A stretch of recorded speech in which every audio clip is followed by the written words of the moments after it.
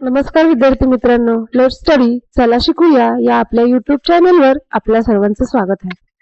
विद्यार्थी मित्रांनो, इयत्ता 4 भाग 1 आपल्या भोवतालचे अद्भुत जग यामधील घटक 5वा गंमत ऋतुबदलांची याबद्दल मागील व्हिडिओमध्ये आपण संपूर्ण स्पष्टीकरण पाहिलं होतं. विद्यार्थी मित्रांनो, आजच्या व्हिडिओमध्ये आपण या घटकावरील स्वाध्याय व त्यावरील आधारित जे वन लाइनर क्वेश्चन आहेत जे की आपल्याला स्पर्धा परीक्षांमध्ये विचारले जाणार आहेत ते आपण पाहणार आहोत. विद्यार्थी मित्रांनो, त्यापूर्वी आपण या घटकामध्ये काय अभ्यासले याचा एक आढावा घेऊया. बघा, या पाठामध्ये आपण ऋतुबदल हा पृथ्वीच्या सूर्याभोवती फिरण्यामुळे आणि पृथ्वीच्या कललेल्या आसामुळे होतो हे जाणून घेतले होते. तसंच ऋतुबदलाचा मानवी जीवनावर परिणाम दिसून येतो. यामुळे ऋतुबदलामुळे मानवाच्या पोषकात, अन्नात, निवाऱ्यात ही बदल होत असतो. तसंच ऋतूनुसार मानवाच्या आहारात बदल होत असतो. याविषयी आपण मागच्या व्हिडिओमध्ये संपूर्ण स्पष्टीकरण पाहिले होते. चला सुरुवात करूया या पाठाच्या या घटकाच्या स्वाध्यायाला.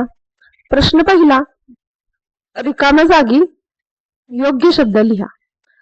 बघा बरं, पहिली रिकामी जागा काय आहे? तर भारतात एकूण प्रमुख टिंब ऋतू आहेत.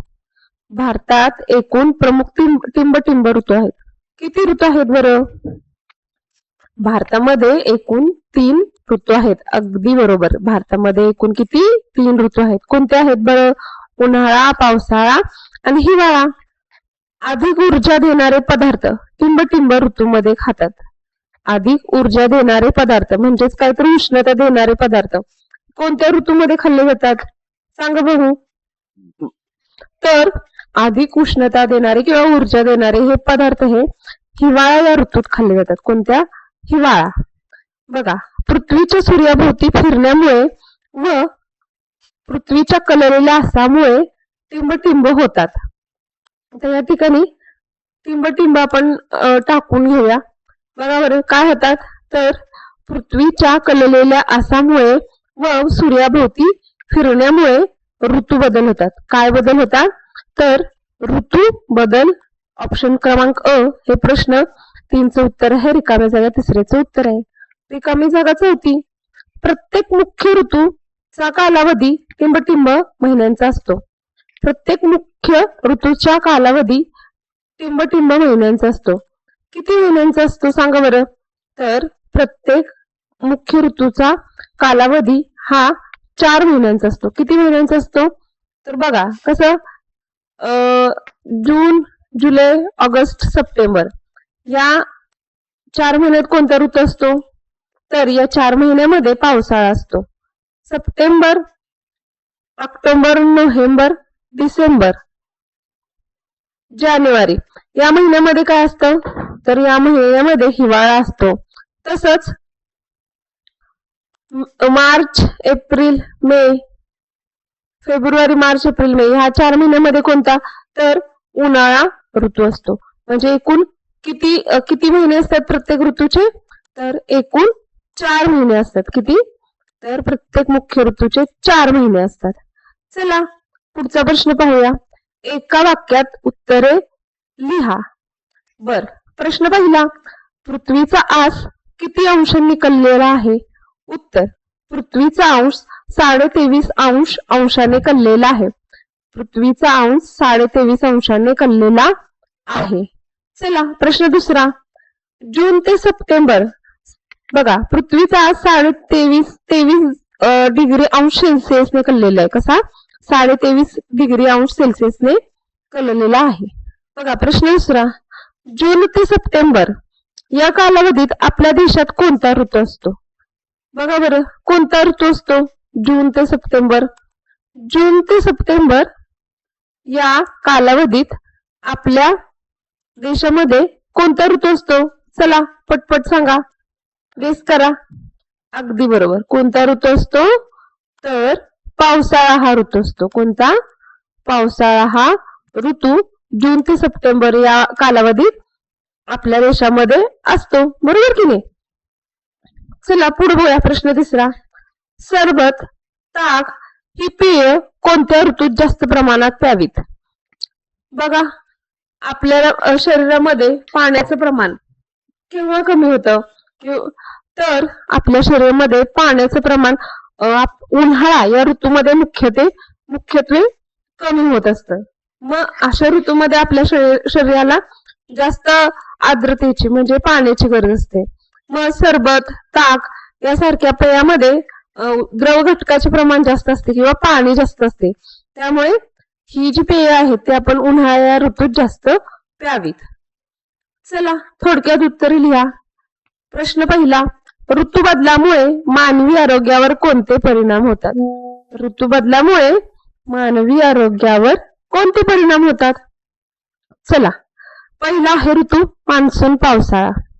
बघा, साचलेले पाणी आणि डासांच्या प्रजननामुळे या काळामध्ये आपल्याला डेंगू होऊ शकतो. तसंच चिकुनगुन्या, मलेरिया, अतिसार यासारखे आजार आपल्याला पावसाळा या ऋतूमध्ये होतात.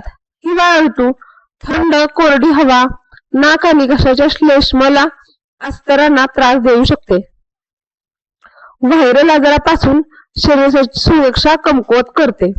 घरातील गर्दी, रिक्त जागा थंड असते व ती कोरडी हवा, यामुळे काय होतं तर इन्फ्लुएन्झा आणि निमोनिया यासारख्या श्वसनाच्या संक्रमण होऊ शकतात किंवा त्यांचा संक्रमणांचा प्रभाव वाढू शकतो. तसंच इन्फ्लुएन्झा आणि निमोनियाचा प्रसार या काळात जास्त होतो. कोणत्या? तर हिवाळा या ऋतूमध्ये. उन्हाळा, तीव्र उष्णतेमुळे हृदय व रक्तवाहिन्यासंबंधी प्रणालीवर ताण येतो, ज्यामुळे डिहायड्रेशन आणि उबदार तापमानामुळे बॅक्टेरियांची काय होते वाढ होते. आणि त्यामुळे काय होतं तर आपण बघतो तर अन्न आपण ज्यावेळेस बाहेर ठेवतो तर ते काय होतं आमतं किंवा खराब होतं. शक्यतो काय केलं पाहिजे तर हे जे अन्न आहे ते आपण फ्रीजमध्ये ठेवलं पाहिजे. प्रश्न दुसरा, ऋतूंची निर्मिती कशी होते? ऋतूंची निर्मिती कशी होते? काय करायचे? 2-3 वाक्यात उत्तर लिहायचे. पहिलं बघा, पृथ्वी ही 23.5°C ने कललेली आहे आणि काय होतं ती मग पृथ्वी स्वतःभोवती फिरता फिरता काय करते? सूर्याभोवती फिरते. पृथ्वीची सूर्याभोवती फिरण्याची काय आहे? वार्षिक गती 365 दिवसांची आहे. पृथ्वी कललेली असल्यामुळे सूर्यप्रकाश वर्षाच्या वेगवेगळ्या वेळी वेगवेगळ्या ठिकाणी सूर्यप्रकाश कधी सरळ कधी तिरका पडतो. म्हणजे जगाच्या वेगवेगळ्या भागामध्ये किंवा पृथ्वीच्या वेगवेगळ्या भागामध्ये सूर्यप्रकाशाची किरणाची तीव्रता ही वेगवेगळ्या प्रकारची असते. यामुळे काय होतं तर पृथ्वीची गती, पृथ्वीचा कल्लेलास, यामुळे ही जी किरणं असतात ती वेगवेगळ्या काळामध्ये वेगवेगळ्या ठिकाणी वेगवेगळ्या प्रकारे पडतात. यामुळेच काय होतं तर ऋतूंची निर्मिती होते. चला पुढचा प्रश्न बघूया. आता इथं काय करायचंय? सारणी चित्र पूर्ण करा. या ठिकाणी ऋतू दिले आहेत, त्या ऋतूमध्ये येणारा सण समारंभ तसंच त्याच्यामध्ये आपण घालणारे पोशाख बघणार आहोत. तर पहिला ऋतू आहे उन्हाळा. तर या उन्हाळ्या ऋतूमध्ये गुढीपाडवा, घनगौर, गंगा दशहरा, बैसाखी म्हणजे भारताच्या वेगवेगळ्या भागात वेगवेगळ्या प्रकारचे सण सुरू होतात. महाराष्ट्रात गुढीपाडवा, राजस्थानमध्ये घनगौर, बिहार, पटना सारख्या भागामध्ये गंगा दशहरा, पंजाबमध्ये बैसाखी असे सारखे सण समारंभ साजरे केले जातात. पोशाख काय असतं? कॉटन साडी, पायजामा, शर्ट, उष्णतारोधक कपडे म्हणजे ज्यातून आपल्याला उष्णतेचा त्रास होणार नाही अशी कपडे आपण काय करतो? उन्हाळ्यामध्ये घालतो. पावसाळा, बैलपोळा, गोकुळाष्टमी, ओणम, रक्षाबंधन, नागपंचमी. या पावसाळ्यामध्ये काय आपण इतर कपडे घालतोच, म्हणजे नवीन कपडे आपल्या रेग्युलरचे कपडे घालतोच, पण त्याबरोबर रेनकोट आणि स्वेटर म्हणजे उष्णतावर्धक कपडे आपण घालत असतो. आता या कालामध्ये बैलपोळा का साजरा केला जातो? तर आपली शेतीतली कामं झालेली असतात आणि बैलांना विश्रांतीची गरज असते आणि बैलांना विश्रांती मिळावी यासाठी काय केलं जातं? बैलपोळा साजरा केला जातो. तसंच या कालामध्ये अन्नधान्य भरपूर प्रमाणात असतं. मग यामुळे काय होतं तर आपण वेगवेगळे पदार्थ वगैरे करू शकतो. म्हणून काय केलं जातं तर या काळामध्ये यासारखे जास्त सण आपल्याला पावसाळा आणि हिवाळा या कालखंडामध्ये दिसतात. तिसरा ऋतू आपला हिवाळा. यामध्ये दसरा, दिवाळी, मकर संक्रांती यावेळी आपण काय करतो तर लोकरीचे उष्ण कपडे घालतो. यावेळेस थंडीचे प्रमाण वाढलेलं असतं आणि शरीराला उष्णतेची पण गरज असते. आणि याच कालावधीमध्ये काय केलं जातं तर उष्ण पदार्थ जास्त प्रमाणात खाल्ले जातात. शरीराला काय करतात ऊर्जा देणारे पदार्थ जास्त प्रमाणात खाल्ले जातात. चला पुढचा बघूया. प्रश्न तिसरा, ऋतूनुसार आपण आपल्या दिनचर्या व आहार यात बदल केला नाही तर आपल्या दैनंदिन जीवनावर कोणते परिणाम होतील याची वर्गात काय करायची आहे चर्चा करायची आहे. काय होईल तर थोडक्यात मी इथं मांडणार आहे. तर काय होणार आहे बघा बरं. आपली काय होईल प्रतिकार शक्ती कमी होईल, आपला हार्मोनल बॅलन्स बिघडेल, आपली पचनशक्ती कमकुवत होईल, तसेच आरोग्याच्या इतर समस्या उद्भवतील जसं जळजळ, पित्त, निद्रानाश, आळस, वजन वाढणे यासारख्या समस्या काय होईल आपल्या शरीरामध्ये निर्माण होतील. आणि आपण जे सुसंगत आयुष्य जगतोय किंवा सुरळीत आयुष्य जगतोय त्यामध्ये काय अडथळे निर्माण होऊ शकतात. आता तुम्ही काय करायचं आहे तुमच्या मित्रमैत्रिणींबरोबर याबद्दल थोडीफार चर्चा करायची. याच प्रकारचे मुद्दे तुम्हाला मिळत आहेत का, काय होतंय हे तुम्हाला त्यातून समजून येईल. आता तुम्ही काय करायचंय तर इथे एक तुम्ही उपक्रम करायचे. तुमच्या घरी ऋतूनुसार कोणते खाद्यपदार्थ बनवले जातात ना याची यादी करायची. उदाहरणार्थ उन्हाळ्यामध्ये बघा उन्हाळी काम केलं जातं, पावसाळ्यामध्ये काय केलं जातं शिंगोळे बनवले जातात किंवा गरम गरम पदार्थ आपण खातो. तसंच दिवाळीमध्ये चिवडा, चकली यासारखे पदार्थ आपण बनवतो. आता तसंच काय करायचंय घरातल्या व्यक्तींची मदत घ्यायची. लिंबू सरबत, कोकम सरबत, कैरीचं पण यासारखी जी पेय आहेत ना ते तुम्ही घरी तयार करून बघायचंय. आणि ती कोणत्या ऋतूत वापरतात किंवा कोणतं पेय कोणत्या ऋतूत वापरलं जातं किंवा ह्यासाठी कोणते साहित्य लागतं याची तुम्हाला माहिती मिळेल. तसंच तुम्ही आंतरजाल म्हणजेच काय तर इंटरनेटचा वापर करून काय करायचंय ऋतूनुसार लोकांच्या पोशाखात होणाऱ्या बदलांची माहिती मिळवायची. म्हणजे आपल्या पूर्ण देशामध्ये प्रत्येक ऋतू आता आपण पाहिलं की पृथ्वीच्या कललेल्या असल्यामुळे काय होतं ऋतू बदल होतो. आणि ही जी सूर्याची किरण आहेत ती वेगवेगळ्या भागात वेगवेगळ्या वेळी असतात आणि त्यामुळे काय होतं तिथलं हवामान वातावरण बदलत असतं. मग त्यामुळे त्यानुसार तिथली कपडे पोशाख बदलत असेल. मग ही माहिती तुम्ही काय करायची आहे तर मिळवायची आहे.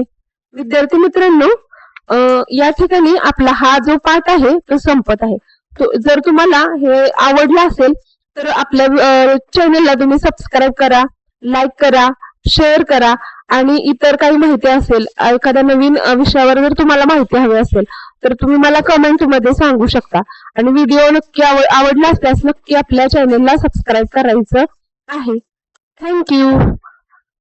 नेक्स्ट व्हिडिओ पर्यंत सर्वांना good night, take care, bye bye.